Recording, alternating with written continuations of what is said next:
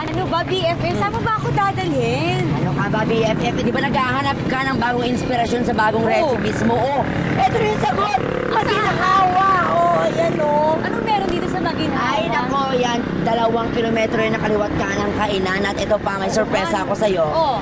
Para mas maging maginhawa ang food trip natin, makakasama natin ang Starstruck 6 graduates na sina Ellison De Dios at Ira Mariano ng Poor Señorita!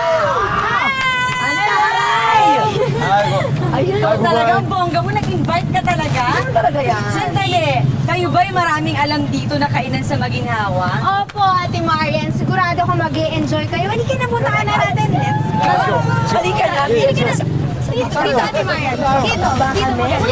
Dito. Ayun na!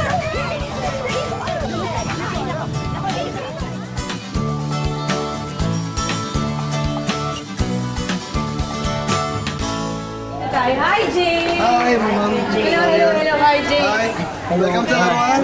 Alright! Mga kapuso, ayan, welcome sa Yana Morning. Ngayon, bibisita tayo at mag-explore tayo dito sa Maginhawa Street. At ang uunahin natin ay ang restaurant ni Jake na laruan at iba pang cafe. Kaya, halika na, pasok na tayo. Let's go, puso.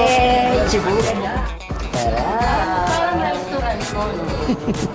Welcome dito sa aming laruan. Ganda! Alam mo, pagpasok ko pa lang, parang yung pahanap pa lang ng restaurant, parang pang bata na.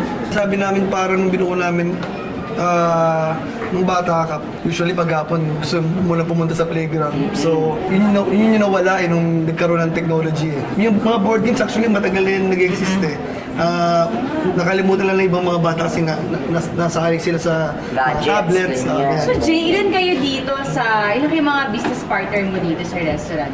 Sa yata kami, 8. Walo na sa walo. Pero di ba nagbabanda ka? Nag-stop ka? Ito ba isa sa mga dahilan kung bakit tumigil ka sa pagbabanda? Hindi naman. Kaya ako talaga, kami huminto sa pagbabanda is gusto namin talaga magpahinga. Gusto namin mag-concentrate sa pamilya, sa iba't ibang mga gustong pag-tripan. Actually, sakto lang din na nung inalok ako ng ibang partners na sumali dito, gusto ko naman yung konsepto, so kumain kami. Kamusta ka bilang tatay? Siyempre, mas marami kang time ngayon dahil hindi ka nagbabanda. So sabi ko, time na para bumawi ako sa kanila. So, yun yung ginagawa ko ngayon. Dati nga sabi ko, pag nasa bahay ako, sabihin sa akin ng anak ko, Daddy, can you get me water? Sabi ko talaga, oh, get your water. Hindi lang naman yung kasi pagod ako that time. Pero ngayon, pag sabi, Daddy, get me water ako. Of course. Sige na nga, wala naman akong gagawin Pero So, siyempre, naging estilo na ng buhay mo yan. Siyempre, nasa dugo mo na ang pagkanta, ang pagbabanda, hindi ba hinahanap ng katawan mo yan? nakakamiss talaga sobra. Pero, gaya din sabi namin, kailangan talaga din namin muna pahinga. Ako rin meron akong sis sa lalamunan, kailangan kong magpa-opera. So sakto lang din yung rest na kailangan namin. Para maano nyo talaga, makumpleto yung laruan experience nyo. May game ako na gusto kong ipalaro sa I go! Sige, ano yan, game na yan? Ito ay si... Real bonding. Anong tawag sa game na yan? Si Gao Gao. Gaw-gaw! Bakit gaw-gaw? Yan. Ay, Yan, sira. sinira mo pa. Sobrang simple naman nung game na to. Iikot lang natin, pipili ka lang ng ipin, kailangan mong pindutin. Kung kanino matapat yung sumara yung bibig ni Gao Gao, may parusa. Anong parusa? Suntok sa leeg. Para malalaki naman yung laro yan. Mga babae ka. Alam mo naman? Hindi, pwede sa inyong dalawa lang. Na tatahol na lang na parang aso. Okay, game! Mauna ka! Mauna ako ha. Agad-agad! Totoo talaga ang karma, Jay. Wala naman akong ginagawang masama. Sige ako ha. Ikaw na!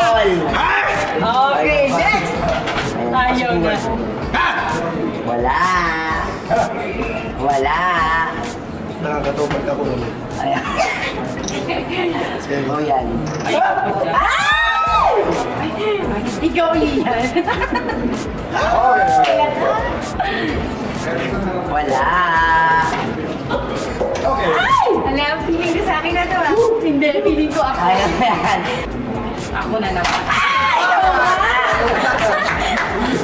Reverse ka, Ate Yan. O, ganito na lang. Ang parusa ko hindi ako tatahol. Pero magluluto kami ni Jay.